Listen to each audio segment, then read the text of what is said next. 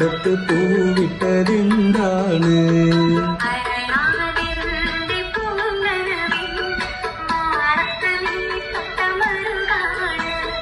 പറയൂ പറയൂ നീ നല്ലഴകേ,